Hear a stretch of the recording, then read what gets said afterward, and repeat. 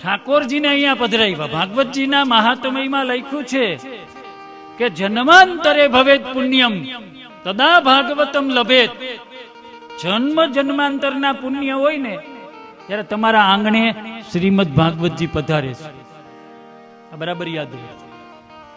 તમારા આ પરિવારમાં તમે કથા કરો છો એટલે હું વખાણ નથી કરતો, પણ આ પરિવારમાં કોઈ એવું પુણ્ય કર્યું હોય કે આજે ઠાકોરજી એમના ઘરે પધાર્યા. જન્માંતરે ભવેત પુણ્યમ. નહીતર સત્યનારાયણની કથા કરવી હોય ને એ ઘણા જ નથી થતી. બોલો, એ 3 મહિના વિચાર કરે કે કેદી કરીએ, 11 ની રાખીએ કે પૂનમ ની રાખીએ. એમાંય વળી વિચાર કરે પ્રસાદ કયો રાખો. માંડવીના દાણા તો મફતમાં હોય જ, આપણે હાકર ભેળવી દેવું.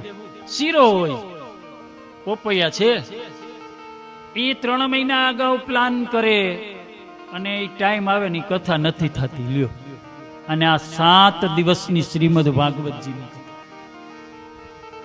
શ્રીમદ ભાગવત શાસ્ત્ર કલો કિરેણ ભાષિતમ. કળિયુગની અંદર આપણા બધા જ પાપનો ક્ષય કરનારી આ ભાગવતજી ઠાકોરજીનું વાંગ્મય સ્વરૂપ. મારા